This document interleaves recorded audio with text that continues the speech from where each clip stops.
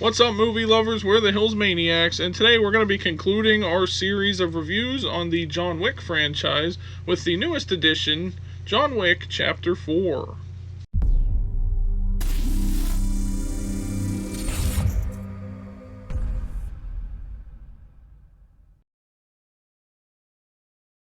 So if you don't know, John Wick Chapter 4 just came out. As of this recording, it was just this weekend. If you haven't seen it yet, obviously go see that first and then come back and watch this video, because we are going to be spoiling a lot of what happens in this movie and kind of giving our thoughts on the whole movie overall. What I like about not really just this movie, but the whole John Wick franchise in particular, is that each movie keeps introducing us to new characters. Like, especially this one. It felt like these characters it introduced us to could have their own spin-offs into different things, like kind of set in the John Wick universe. Sort of like it almost felt like a Marvel type thing with, like, you get all these characters that are doing their own separate thing, that if they were to ever continue the John Wick series without John Wick in it, they could have these other characters and make it still feel the same. Like, even though it's not, right. Like, yeah, John Wick is obviously the main character of it, and he's the one that we've gotten to know the most about, and the one whose fighting style, we see and everything else, but I like a lot of these characters feel the same as John Wick, so if they were to have their own sort of movie or movie series within this universe, I think they would still find a way to make it work. You said about introducing new characters, and a lot of times it doesn't work. Like, they've done that in Star Wars. Like, every movie they'll introduce new characters and stuff, and it's like, woo.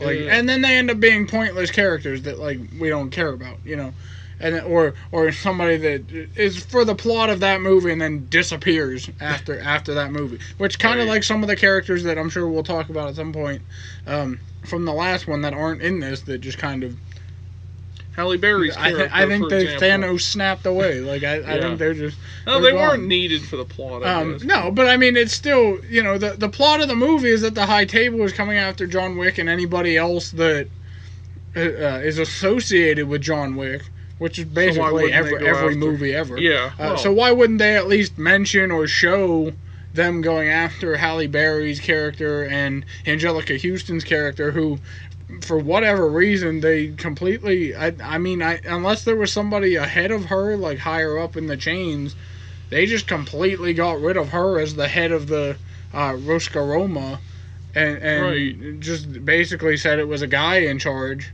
because John goes back there to try to, like, get back in their good graces and stuff. Or whatever, yeah. And she says that somebody killed her father, who I guess was the head of the Roscaroma, but we know that Angelica Houston's character in the third one was the head of the Roscaroma. So unless it was like he was the table member of the Roscaroma, maybe that's where it was. But even still, what happened to Angelica Houston's character, But yeah, I like the new characters we get. Donnie Yen was in this. He played Kane, I guess, and he's blind, ironic, so it's kind of ironic. But Bill Skarsgård was in this as the kind of main antagonist of the movie. He's good at playing psychopathic, people, I guess. That fits.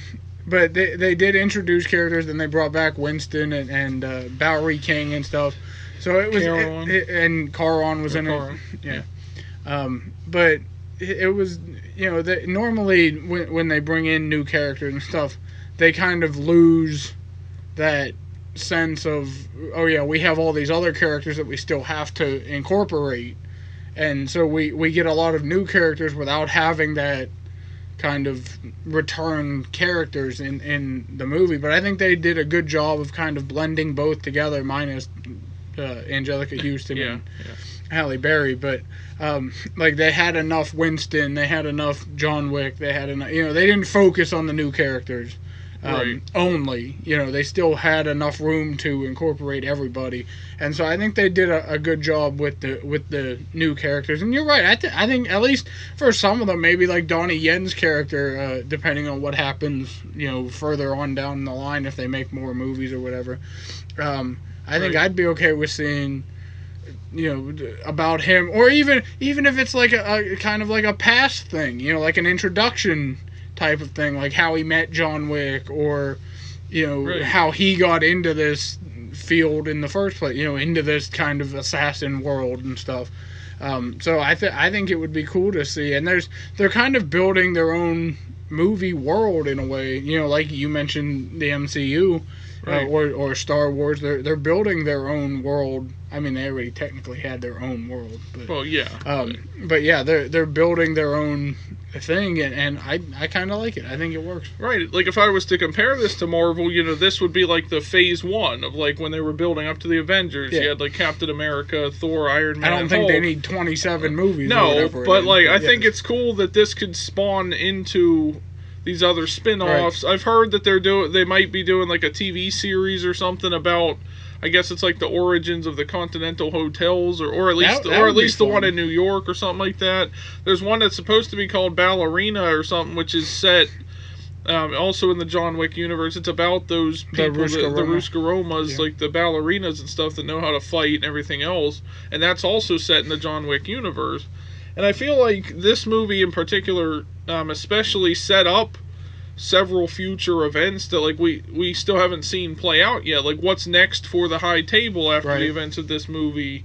What's next for Winston and all that, And spoiler alert, John Wick gets killed in this movie. We're not sure if he's actually dead or not. It does show a tombstone with his name on it next to his wife, but if he's not dead, then it's like, what is next for him as well? Yeah, I don't think John's dead. I mean, we've seen... he literally fell off a roof at the end of the last one after being shot.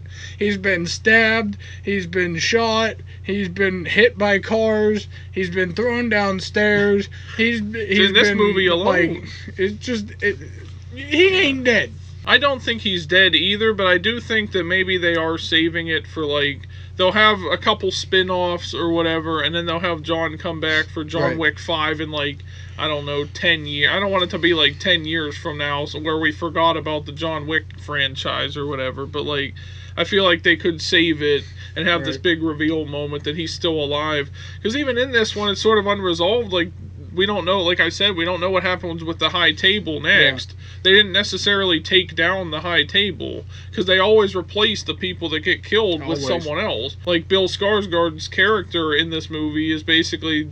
He's at the top of the High Table or something like that. Or they appointed him as the interim kind of like... He's basically the Palpatine of the High Table for now. Yeah, they gave him all the resources of the High Table and everything else in order to take down John Wick. Which is also kind of cool, because you see, like, pretty much everybody in this movie now is like, everywhere John goes, somebody's coming after him. John Wick's actions, not just in this movie, but overall from what he's been doing in the last 3 movies, sort of caused a rift between these 2 other characters that are now going to be going after each other. Like you mentioned, Donnie Yen's character, Kane, he killed the one girl's father in this, and now she's coming after him, as we see in the post-credits scene of this movie. There is a post-credits scene, so if you go to the theaters to watch it, make sure you stay after the credits. Stick around. See, they really are going full MCU. Is the MCU. Yeah. But I like that sets up something as well in the future. Like, maybe that's a way that if John is alive and he's in hiding, they bring him back into that. Maybe that's John Wick 5, or it's a spin-off of Kane. Right. There's also a character, they just called him Mr. Nobody, I guess, because they asked him who he is, and he'd say nobody. But he has a dog in this movie it's really fun seeing the dog help him fight, and he's a really skilled marksman and stuff as well. Oh, yeah. And the whole movie, he's trying to... He wants to be the one to kill John Wick to get the bounty money and everything else. And I kind of like his character as well, and I think he'd be a good spin-off character in his own right. But the thing that made that so unique in this movie was the fact that he helps John in this movie because he's the one that wants to kill John. He has to keep him alive, so he keeps saving John in all these other situations where like everyone's coming after John when the bounty keeps increasing. And I thought that was something we haven't seen yet, like within the John Wick, any of the other John Wick movies. Right. I mean, yeah, it was kind of like the enemy of my enemy is my friend type of thing. Right, and even Kane, too, is trying to kill John Wick. Well, so it's kind of, they have that... And they needed... Right. He ended up helping... They both ended up helping John in some way, whether intentional or not. Their actions eventually led to John Wick's success. And I like that they did this in the third movie as well, where they had that countdown at the beginning for John on the run, and they kind of did the same thing here, like, because there's a whole sequence where John has to get to a certain spot to complete to get to this fight that he's supposed to do at the end of the movie by sunrise. And so the whole time, all these other they keep increasing the bounty and everything else because they want to kill him before he gets there, so he can't go to that fight. And I like that, they have that tense moment. He gets thrown down the flight of stairs twice that he has to climb all the way up. There's and like 22 2 minutes flights makes it back up 22 flights of stairs. Yeah. Because he's John Wick. Right. But I like that that's how it, like, sort of has all these antagonists. Like, everyone's coming after him, and then you got, like, Kane is helping him, sort of, but also tries to kill him at the same time. Because it's kind of like a thing, like, we want to kill him, so I need to make sure no one else kills him. And that adds to that intensity and those tense moments where everybody is coming after him all at once. Well, and it's kind of like, we had that kind of in the last one where he was on the run, and like no matter where he went, everybody'd come after him, and there were the ninja guys and all just everybody all over the place was coming after him, but he was still in New York, and then and Paris, I guess, at one point. Morocco, but in this one, or Morocco, wherever he was. Even in the second and third one, he was just all over the place. But in this one, he ends up in Japan. There's an Osaka Continental in Osaka, Japan, because every country has a Continental. All the major cities, I guess, or at least the capitals. But or whatever. They end up going there, so you see a bunch of the Japanese people with the swords and guns and all kinds, and it's just one of the greatest fight scenes in John movies. Wick knows how to use nunchucks. We learned that John Wick can literally use anything. And again, they focused a lot on the reload for the gun. They wanted us to know that he is reloading, and that's what I like, because I've mentioned this before. There's movies out there where they just walk around and just shoot and whatever, and you never see him reload, so it's like, how they have that many bullets?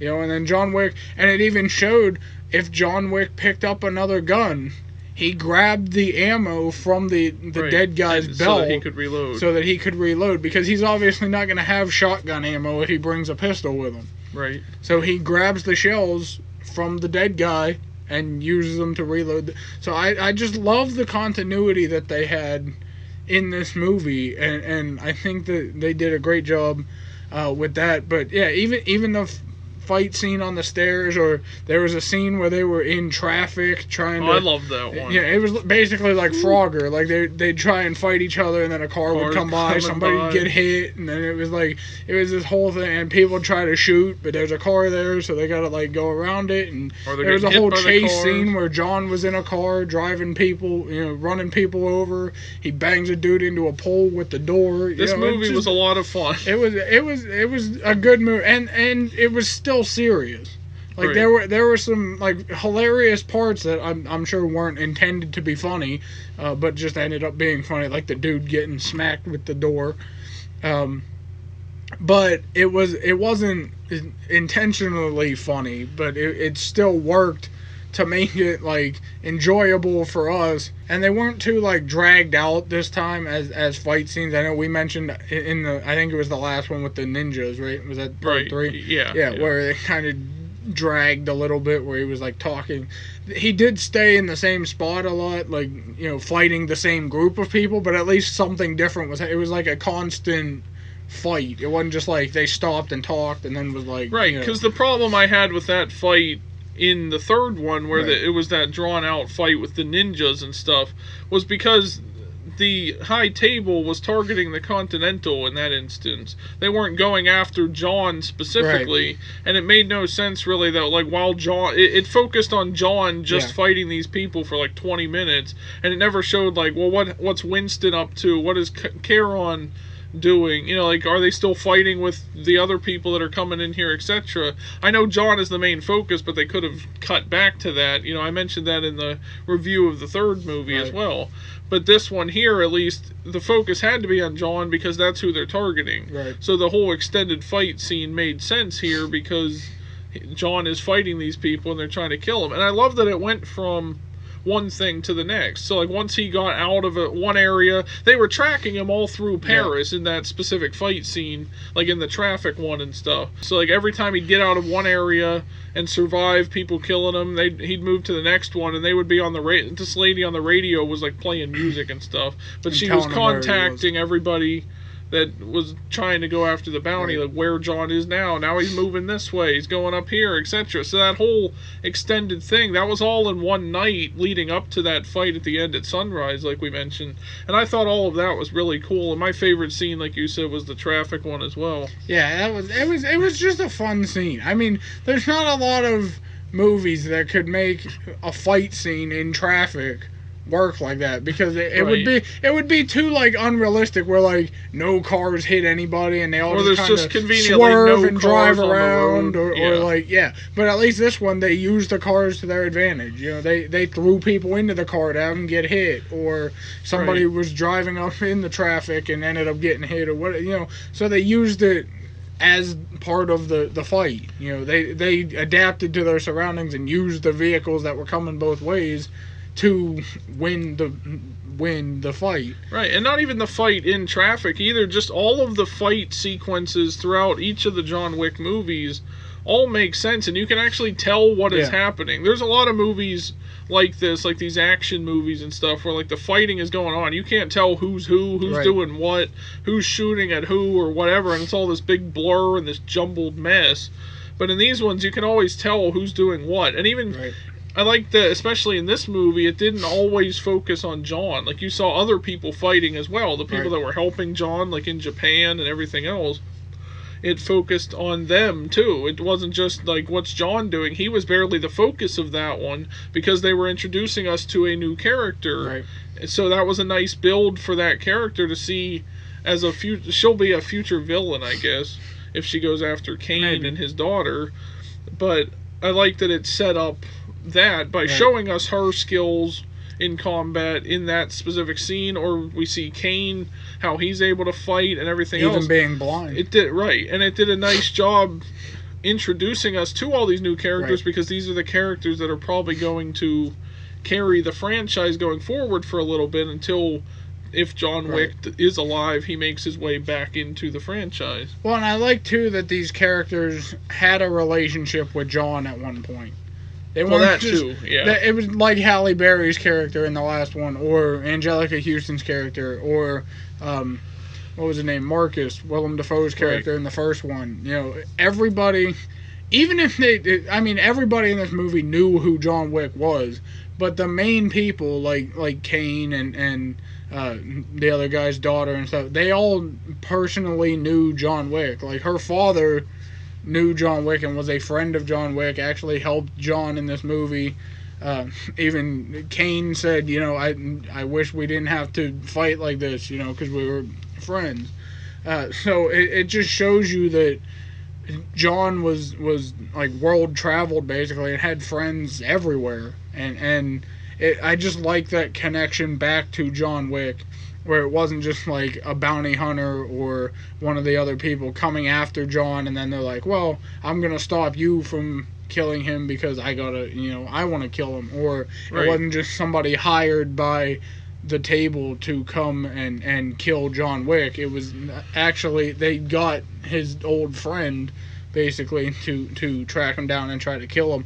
And, you know, that's another thing, too, is that one thing that always confused me with these was, when you get big groups of people like that going after John Wick, like, you would figure they would kind of turn on each other, too.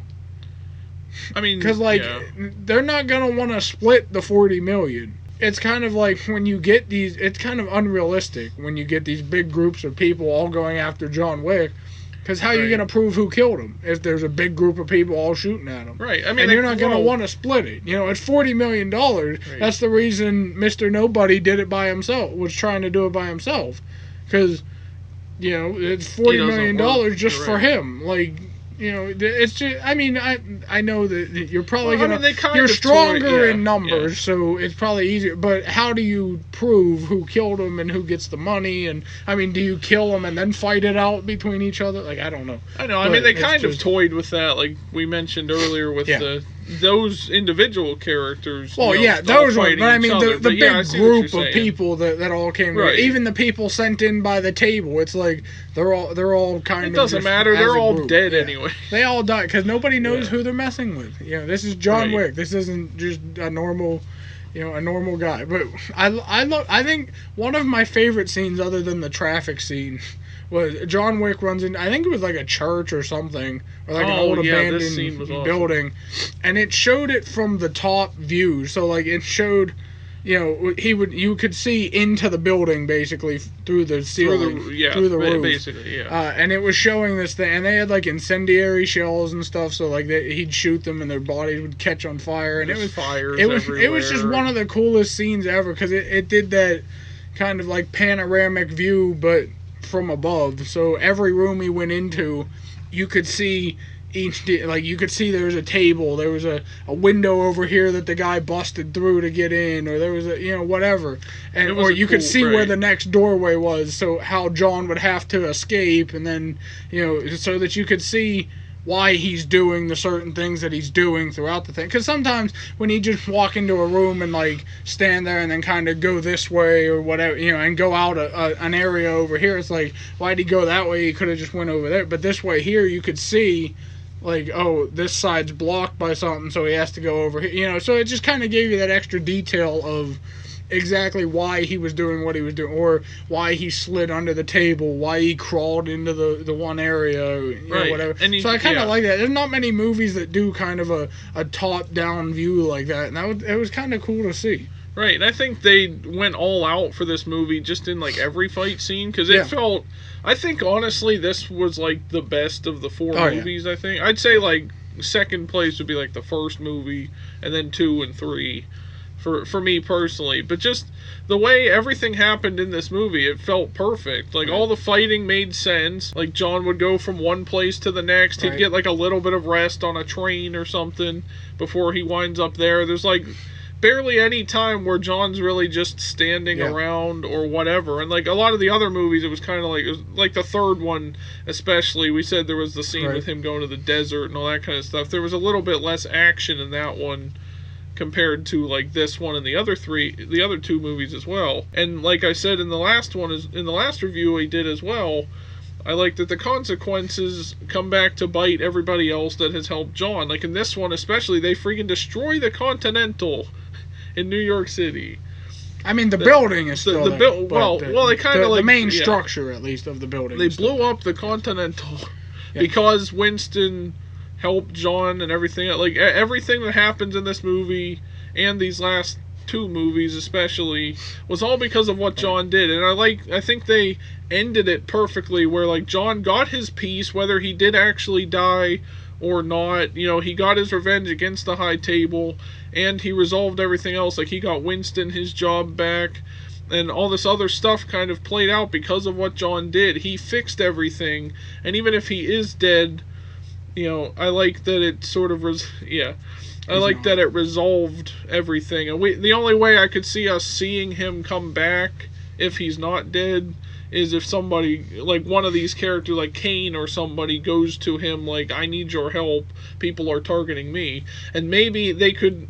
I think it would even be okay if he was like if he was the backup character in a movie or something, like not necessarily be he could come in like halfway through or something and just be that sort of like surprise, like legend character that shows up in another movie somewhere down the line. But I honestly think this franchise is a really cool one because it's got a lot of lore behind it that we have yet to explore.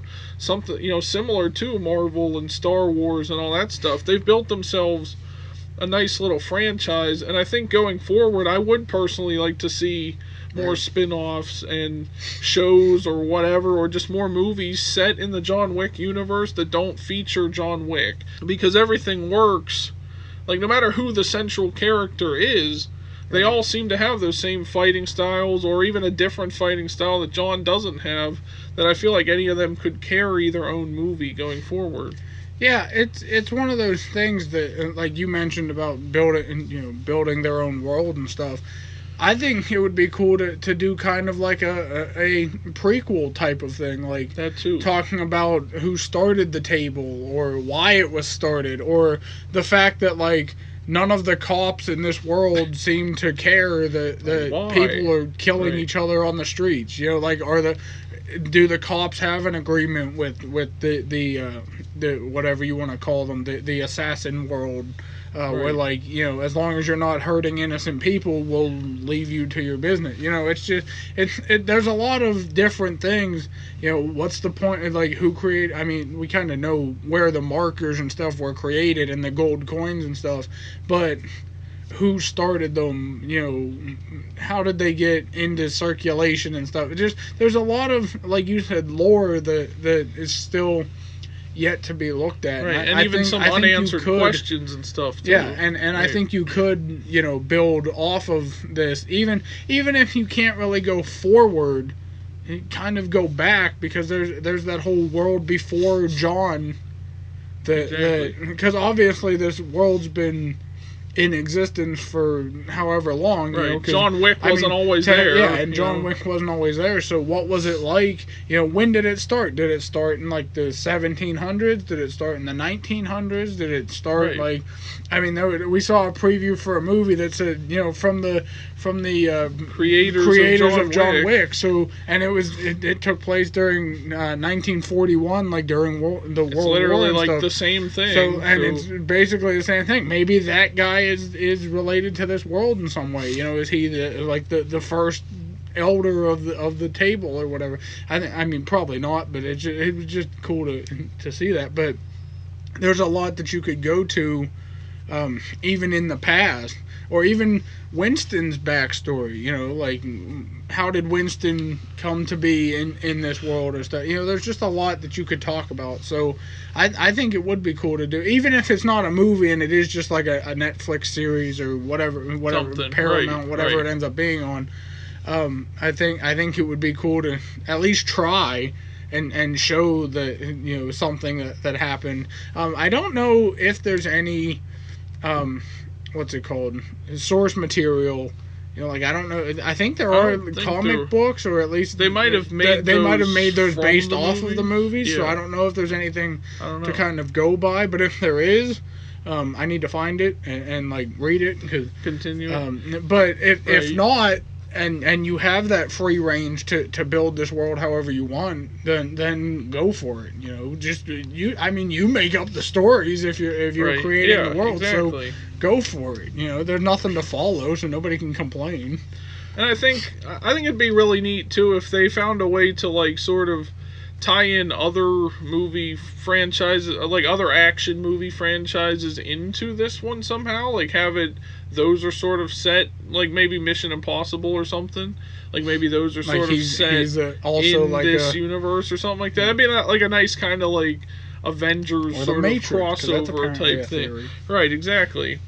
But overall, I mean, I like I said earlier, I think this one was the best of the four movies so far. I'd give this one also, just like I gave the first one, I'd give this one probably a 4.5 out of 5, because there are a couple things, like you mentioned those questions you had, and some things that didn't quite get resolved, or you know, left us wondering, like, well, what exactly happened here and stuff. There are some issues. But overall, this one was packed full of action, so that's what you want in these kind of movies, but it also kept you on your feet. It never felt boring or oversaturated, sort of, with the action and all that stuff. But what would you... I think I'd agree. Because it's almost a perfect movie for me. Yeah, you know, looking at it overall, like I did for all the other ones, the action was great, the fight scenes were great. Even some of the comedy, even the character arcs, besides John's, because we knew John's, but even the backstory for the new introduction, or the new characters that it introduced, you know, even without giving us the backstory, we still got a sense of who they were and what they kind of stood for. Even without knowing who the character was. So all that plus the continuing story, all the continuity that they had with the reloads and the bounty stuff, and just even John's finger is still missing. They kept all that in there. Carrying all that over and making it one big story. It's probably my favorite of the four. I think I would give it a 4.5.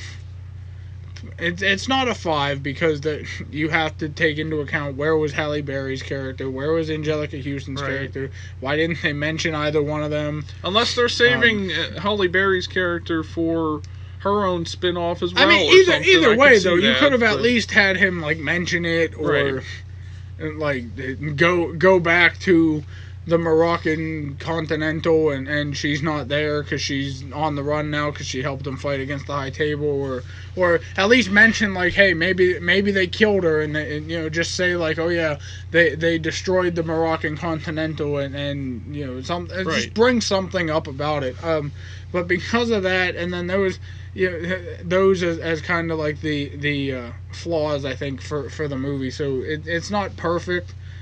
But there haven't been any really perfect movies. But I think 4.5 is a good range for this movie. But let us know what you guys thought of John Wick Chapter 4 if you've seen it, and just the John Wick franchise overall. Let us know that down in the comments section. Also, be sure to like this video and subscribe for more. Hopefully there will be some more John Wick content we can cover in the future, so keep an eye out for that if we do decide to put anything up. Thank you for watching this video and all the other ones as well, everyone. And remember, no business to be conducted on continental grounds. Always honor your markers. Everything is under the table. Yes, it is. And there is always consequences. Bye, guys. Bye, guys.